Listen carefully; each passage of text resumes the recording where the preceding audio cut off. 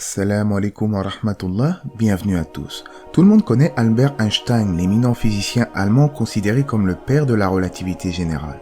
Depuis la découverte de la théorie du Big Bang et le constat de la précision remarquable des lois de l'univers avec les constantes fondamentales, beaucoup de chercheurs postulent qu'il y a sans doute une entité supérieure qui est à l'œuvre dans l'univers.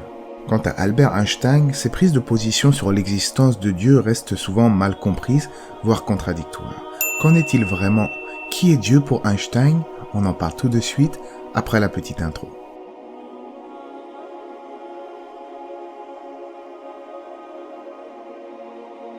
Comme je le disais, les prises de position d'Einstein sur Dieu restent ambiguës. C'est en cela qu'il convient de distinguer le scientifique d'une part et l'homme d'autre part. Si le scientifique dans son domaine de compétence reconnaît l'existence nécessaire d'une intelligence infiniment supérieure à l'origine de la création, l'homme en lui-même n'adhère à aucune religion précise et se refuse à croire au Dieu abrahamique. Donc oui, il ne croyait pas correctement en Allah selon ce que l'on sait de lui. Mais sa vénération pour l'univers démontre plutôt une croyance panthéiste qu'on nomme en arabe al-wahdatul wujud, l'unité de l'être divin.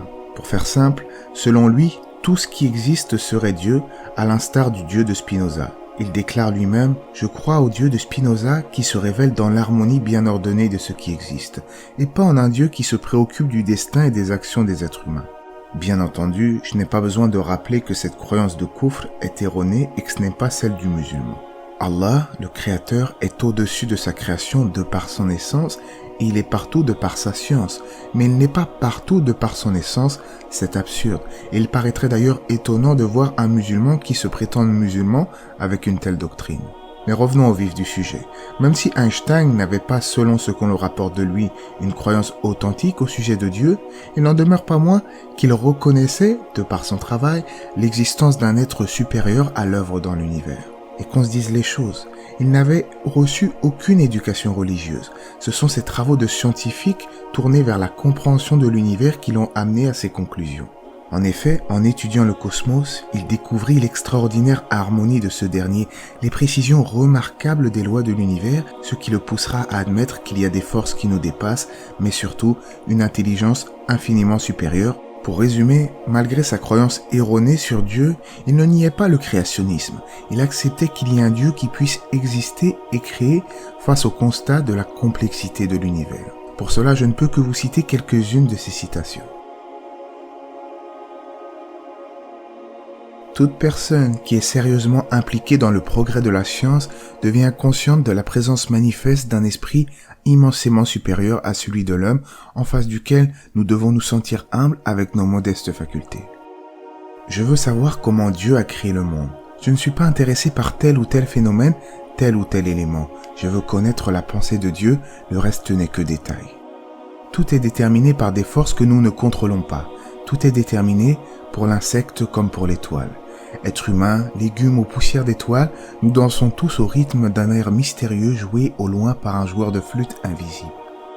Sentir que, derrière tout ce que peut appréhender l'expérience, se trouve quelque chose que notre esprit ne peut saisir et dont la beauté et le sublime ne nous touchent indirectement que sous la forme d'un faible reflet, c'est le religieux.